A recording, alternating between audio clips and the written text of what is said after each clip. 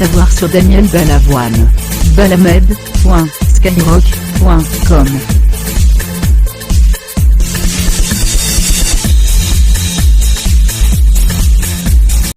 Le petit compresseur. C'est pas éventuellement, c'est sûr qu'on va plus la table. Ouais. T'as vu les charentaises qui m'a mis dedans? Suspension modifiée. Les escarpes. Moi, je lui ai demandé de me mettre des cale-pieds, il y avait des courroies pour mettre les pieds en dessous. Et il m'a dit, mais non, je vais te mettre des charentaises, mais je croyais qu'il déconnait. Non. Et en fait, il a mis des vraies charentaises. Super. C'est des babouches marocaines. Je sais pas ce que c'est, mais C'est alors. des babouches marocaines. Ouais, c'est pareil, j'en avais parlé avec Ça, c'est le avec coupe-circuit, Pierre, c'est moi qui l'ai. Et puis en fait, bon, il m'a dit, moi je m'en fous, toi tu veux. Le klaxon, il est là. Le klaxon. Alors, Ça a klaxonné tout de suite. la commande de gaz. Vous ne fumeriez pas, par exemple, vous n'auriez pas ce vice caché? Non. Oh non, vous êtes brune. Comment? Ça c'est cher. C'est Le coup des bas-coups. rigoler. Parce que j'ai dit à Pierre, mais moi, de la mienne. Pour aller bien, il faudra en mettre de l'autre côté aussi, parce qu'il n'y a pas de raison. Sinon, il y en a qui écrasent à gauche. Je sois comme des pantoufles, comme dans les pantoufles. Bon, alors doubler la commande de gaz, c'est bon. Il y a un problème avec la gaine, il faudra que je fasse quelque chose. Ah bon, la gaine elle bouge, Les pistolets premières coincées. Ah ouais, ouais, d'abord chose. Ça, je vais le faire. Ouais. Alors, attends, le tripmaster électronique, ça, je crois que Pierre m'a dit qu'il l'avait reçu. Et que donc. Donc, moi, j'ai pris un par Non, mais de toute façon, oui, non, mais sérieux. Un peu à droite.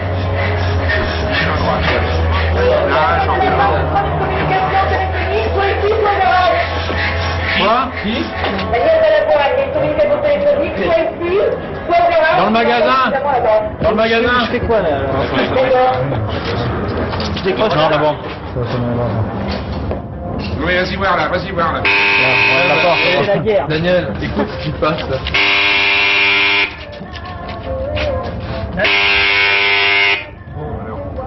Direction qui...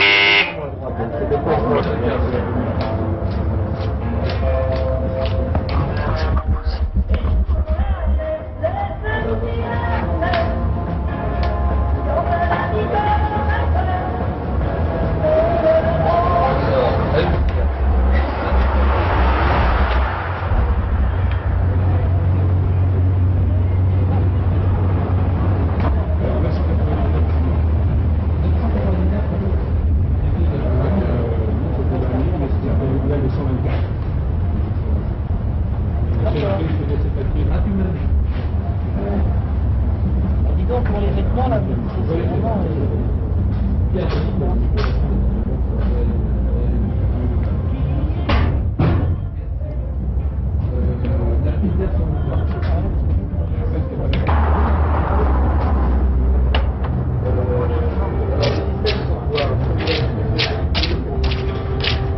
Alors, ça explose cette caisse ou pas? Ça baigne. Ça baigne, Ça c'est baigne. pour ça? Ouais. Vous avez lancé le sein pour qu'on passe les disques ou pas pour passer les disques? C'est quoi comme radio ça? Ouais, mais ça, modifier la cloche de remplissage de verroir, modifier l'implantation des ruches secours. C'est le thème qui veut. Ah, Un cigarette.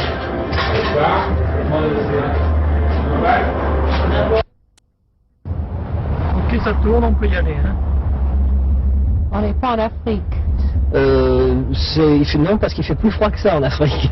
En Afrique du Nord, il fait dans les premières étapes, il fait souvent entre 0 et moins 10 degrés la nuit. Alors donc là, j'ai l'impression d'avoir un peu chaud.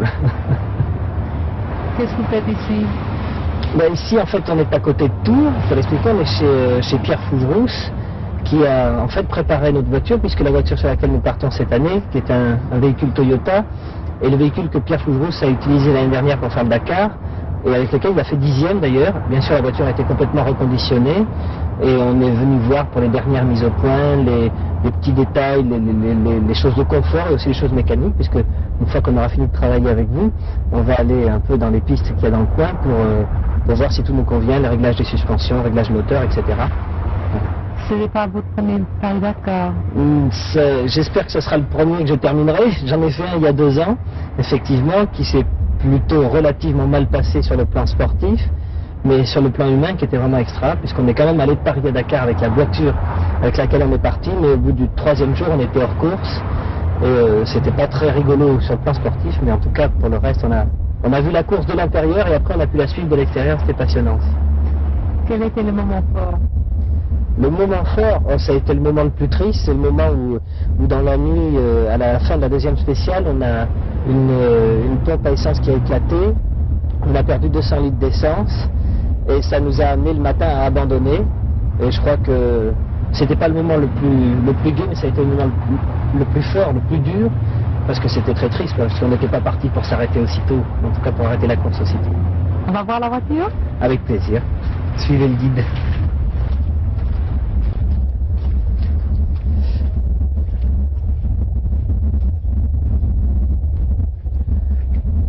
Là il fait froid, mais là-bas j'espère qu'on sait qu'il pleuvra pas au moins. C'est déjà pas mal. Ne vous cachez pas. Pourquoi il se cache? Voilà, ça c'est le nez. Ça c'est le nez? Ça c'est le nez. C'est le moteur. Ce sont donc les cartes, d'accord. Ça c'est Jean-Luc, ça. Oui, Quel est ton prénom? Michel. Il se cache, Michel, alors qu'il a travaillé sur la voiture tout plein.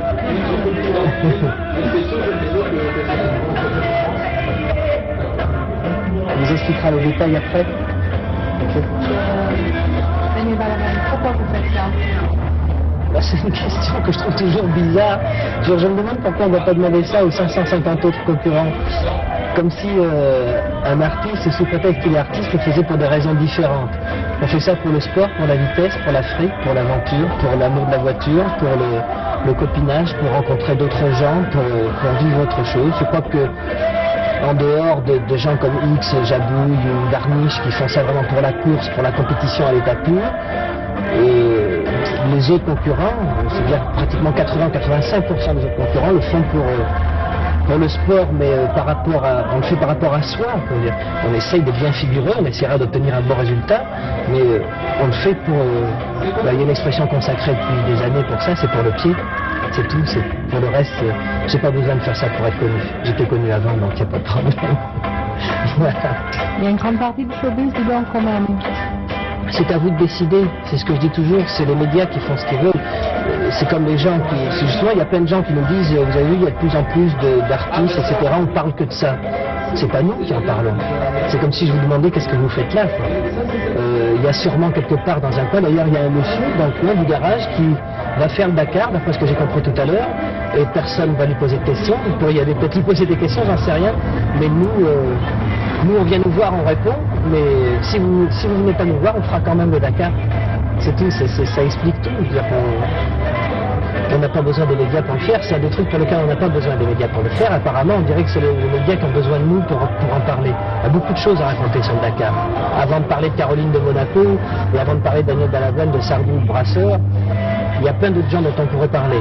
Mais ce qui compte, c'est que la motivation, en tout cas celle de Brasseur, celle de Sardou, je la connais, puis ce sont les mêmes que les miennes. On fait ça pour l'amour de quelque chose qui ne se décrit pas comme ça en 2 minutes. Et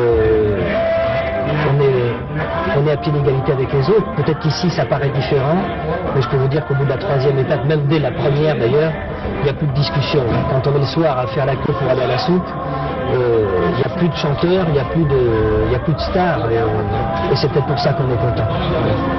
Et ça vous choque pas d'aller dans un pays où justement il n'y a pas beaucoup de soupe pour tout le monde? D'abord, il ne faut pas dire des choses qui ne sont pas tout à fait vraies. Je dirais d'abord qu'il n'y a pas la même soupe pour tout le monde, et qu'il y a là-bas des gens qui ne vivent pas de la même manière que nous. Il faut aussi essayer de considérer les choses du bon côté. C'est vrai qu'on se paye le luxe de se payer des joies dans des pays qui n'ont pas les moyens de s'en payer. Et je crois que c'est pas le fait de ne pas faire de courses ou de faire des courses dans ces pays-là qui va changer quelque chose. S'il y a une chose que ça change en tout cas, c'est que lorsqu'on peut en prendre un petit peu de temps, on a le contact avec des gens comme ça, et que peut-être quand on a le temps de voir aussi ce qui se passe là-bas, ça nous motive en rentrant à nous occuper d'autres choses, même si c'est pour une infime part d'entre nous, ça compte quand même. Et puis il ne faut pas oublier aussi que ça fait du commerce pour ces gens-là. La première année peut-être pas du Dakar, la deuxième peut-être pas, mais là je crois que c'est la 7e ou la 8e version du Dakar qu'on fait cette année. Et ces gens-là sont habitués à nous voir venir et en profitent des fois certains, comme au Niger ou dans certains endroits comme ça, pour faire leur commerce pour toute l'année. C'est pas forcément qu'une mauvaise chose. Quant à la pollution, ça nous fait doucement rigoler. Quand on me parle de la pollution qu'on fait en passant à 1000 voitures, à 1000 véhicules dans le désert, on ferait mieux s'occuper de la merde qu'on fait dans notre pays avant de s'occuper de celle qu'on met dans les autres, parce qu'on n'est pas prêt de rendre ces pays-là aussi pollués que les nôtres le sont. Alors occupons-nous des plages qu'on a ici, des lacs qu'on a ici, avant de faire les seigneurs et les beaux parleurs en ce qui concerne ces pays-là. On va passer, il y a 550 concurrents, c'est pas avec ça qu'on va polluer le désert, ça n'a rien à voir. C'est vrai qu'on laisse pas toujours les endroits aussi propres qu'on les a trouvés en arrivant, comme on dit pour les toilettes, je m'excuse de parler comme ça. Ça c'est peut-être un mauvais comportement de l'homme occidental et inconscient, mais enfin c'est quand même pas le plus grave. C'est vrai que si en plus chaque personne qui participe au Dakar pouvait avoir un comportement sain vis-à-vis de ses populations, ça serait mieux. Mais je crois que les gens qui sont mauvais là-bas sont les gens qui sont mauvais ici, on ne changera pas le monde en 5 minutes. Voilà. Vos projets après? Oh là là, le projet après, quand on va revenir, en espérant qu'on sera allé jusqu'au bout, ce que je crois qu'on va faire, je vais partir 1 mois et demi à l'île de la Réunion pour prendre des vacances et en même temps écrire mon prochain album. Ensuite, je rentrerai chez moi, c'est-à-dire à Biarritz, et non pas à Paris. Et puis, ça fera avril et mai. Et puis, en juin, juillet, août, j'enregistre un album en France, pour lequel je ferai de la promotion jusqu'à la fin de l'année 85. Et ensuite, début 86, je ferai un album avec un groupe en Angleterre. Et fin 86, je reprendrai les activités de scène au Palais des Sports en octobre 86. C'est déjà pratiquement programmé. Puis après, on verra. Vous aimez l'idée de travailler en Angleterre? J'aime toutes les idées, particulièrement en ce moment le projet de travailler avec un groupe, c'est-à-dire quelque chose de plus caché, de plus secret, avec des musiciens beaucoup plus finalement plus proches et avec une collaboration de travail plus partagée. C'est un projet qui me ravit, qui me rend vraiment heureux. Et puis c'est un projet, c'est surtout ça que j'aime bien. Ce qui est bien, c'est d'avoir des projets. Vous êtes connu pour votre franc-parler. Oui. Est-ce que vous mettez toujours les pieds dans le plat? Je mets les pieds où je peux. Je suis quelqu'un de très perturbé, malgré mes privilèges. Certains pourraient penser que dès qu'on a des privilèges, on s'arrête d'être perturbé. Je crois qu'en fait, pour ceux qui sont conscients et qui aiment la vie et qui aiment les gens, plus on a de privilèges, plus on a de temps pour s'apercevoir que les autres ont des problèmes. Et en fait, je mets pas les pieds dans le plat, je mets les pieds où je peux, et des fois il y a un plat en dessous, ça tombe dedans, tant pis, c'est pas grave. Que ça me porte préjudice ou que ça me fasse du mal, là n'est pas le propos. Il y a des choses que j'ai dans le cœur, et mon privilège principal, c'est pas d'être un jeune homme connu et riche, c'est d'avoir un métier qui, lorsqu'on réussit, nous permet de nous exprimer. Et ça, c'est un privilège que je garderai tant qu'on aura le droit, dans un pays, d'être en démocratie et qu'on aura le droit justement d'exprimer ses opinions. Je dirais plutôt ses sentiments que ses opinions. Vous pouvez les exprimer? Pour le moment encore, oui. Ça peut changer. Ça peut changer. Et le poids de l'autorité peut se faire sentir à n'importe quel moment, même dans un pays soi-disant démocratique. Alors, il vaut mieux profiter des privilèges tant qu'on les a. Ça sert à rien de regretter après. Vous êtes né avec les privilèges? Bah oui, je suis né dans une famille où il y avait à manger, où il y avait quoi dormir, avec une mère, un père, avec des frères et sœurs, avec un toit, avec l'école, avec l'inconscience, avec les jouets, avec tout. Certainement moins que beaucoup de gens, mais certainement plus que tellement de gens aussi, que dès qu'on a plus que quelqu'un, c'est qu'on a déjà un minimum de privilèges, donc je suis incontestablement né. Je suis né dans un pays de privilèges. Dans quel coin? Je suis né en Normandie, mais ça c'est un accident, c'est mes parents qui ont fauté. Mes parents ont fauté sur mon père, et mon père étant fonctionnaire, il était muté de temps en temps. Et donc je suppose que mes parents ont commis l'acte dans cette région-là, et que j'en suis issu, mais en fait toute ma famille est du sud-ouest de la France, du Pays Basque. Tout savoir sur Daniel Balavoine. Balamed.skyrock.com